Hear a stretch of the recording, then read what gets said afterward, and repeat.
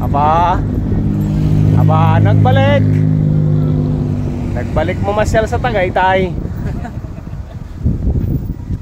Sige nga. O pagka malapit ang laban kasi ay dito kami namamasyal at nagre-relax. Para malamigan naman, sobrang init sa Maynila. So yun. Okay, time check. Ano na? 7:40 na ng umaga. At ganito rito kadilim.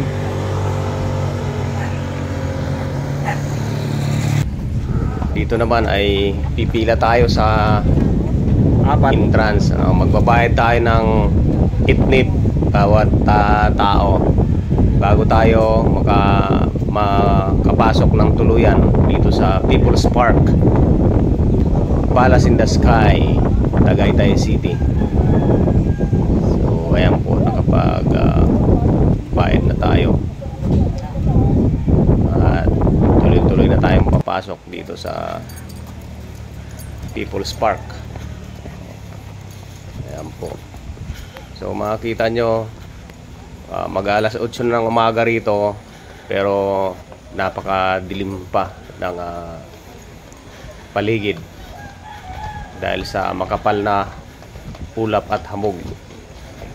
So perfect talaga ito sa ating mga fighter na kukunin yung peak pace ng training natin. Sa mga nakakarating dito sa People's Park dito sa Tagaytay, alam niyo ito yung pinaka tuktok ng People's Park, Palace in the Sky dito sa Tagaytay City.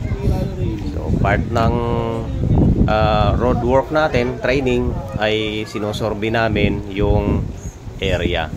Tinitingnan natin kung ano ang situation ng kalsada, kung basa or madulas ba. Mahalagang bahagi sa training natin ng mga fighter natin itong uphill sprint, para na sa ganon ay masigurado natin kung ano na ang kondisyon natin mga fighter sa darating na laban. At dahil sa ito nga ay pasyalan o parke, ay expect natin maraming mga taong namamasyal dito, pamilya, maraming mga bata din.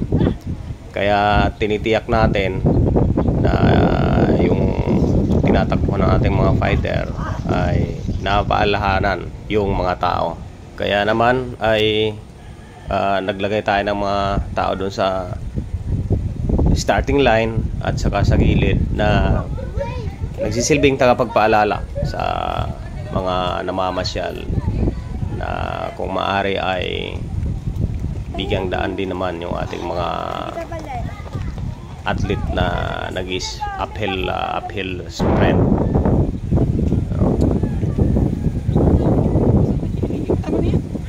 Kailangan na safe yung ating mga fighter dahil crucial itong peak pace of training natin na hindi sila dapat ma-injured at hindi rin sila maka-injured kung sakali ng mga namamasyal dito sa park.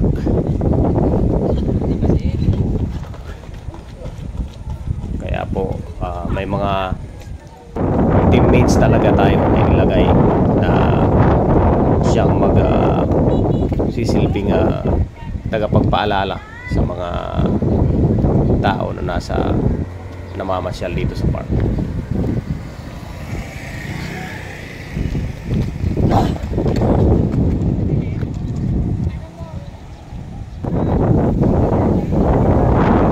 Kung mapansin po natin na iba-iba yung itsura ng ating video, kahit halos isang spot lang naman ito, kasi may time na dadaanan lang yung makapal na ulap, nagiging madilim yung paligid, tapos paglipas magiging maliwanag maliwanag na naman yung lugar. Ganun po yung ano, yung situation dito sa taas ng bundok na ito sa People's Park, Tagaytay. Kaya talagang dito ay ano, mababatak talaga yung ating fighter. Makita kung talagang handang-handa na sila sa kanilang parating na laban. Go!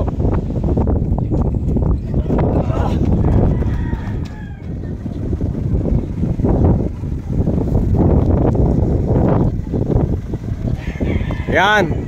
Hindi rito pinag-uusapan kung ano, kung nag-umpisa kayong magaling o malakas. Ang pinag-uusapan rito kung kaya nyong tumapos ng laban. Ha? Yun yung ano doon. Kung sino ang ano kayang tumapos. Tapos yung rounds. Good job. Yeah. Galing. Yan. Alright. So, kailangan finisher tayo. Kailangan kayang tumapos. Alright. So, yun yung peak ng ano natin, ng pace ng training natin. So, cool down na. Yeah. Papunta sa laban. Sa linggo na ang laban eh. So, maraming salamat sa pakikinig at tiwala sa